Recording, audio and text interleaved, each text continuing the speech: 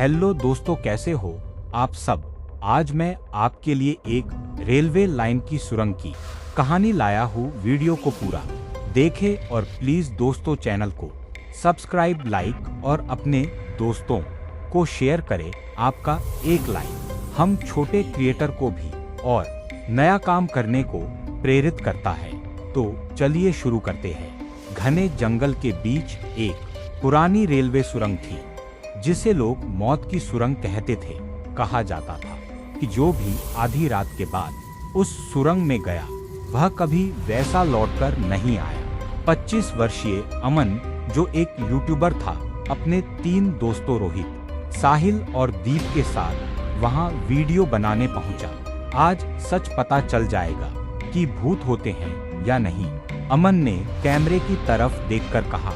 सभी ने टॉर्च जलाई और सुरंग के अंदर कदम रखा। सुरंग की दीवारों से धीमी आवाज आने लगी, वापस चले जाओ। दीप ने डरते हुए कहा, तुमने सुना? सभी ने एक साथ सिर हिलाया। अमन का कैमरा अपने आप रिकॉर्ड होने लगा। स्क्रीन पर चारों दोस्त दिखाई दे रहे थे, लेकिन उनके पीछे 5वीं परछाई भी खड़ी थी। जब वे पीछे मुड़े, वहां कोई नहीं था। पुराना स्टेशन सुरंग के अंत में उन्हें एक छोटा सा जर्जर रेलवे प्लेटफॉर्म मिला।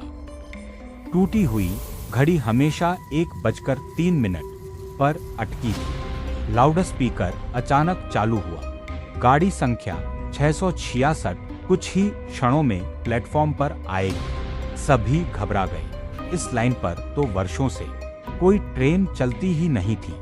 बिना इंजन की ट्रेन।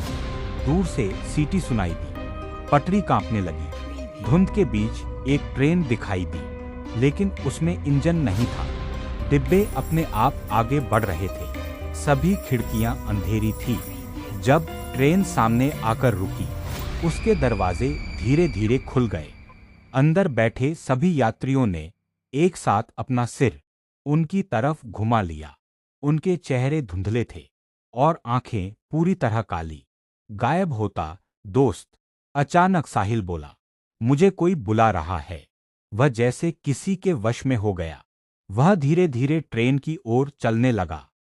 अमन और रोहित ने उसे पकड़ने की कोशिश की, लेकिन वह उनके हाथों से छूट गया। जैसे ही साहिल ट्रेन में चढ़ा, दरवाजा बंद हो गया।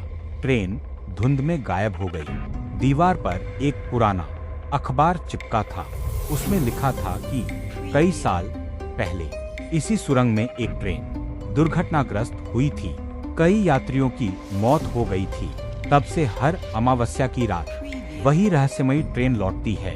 कहा जाता है कि वह हर बार एक नया यात्री अपने साथ ले जाती है।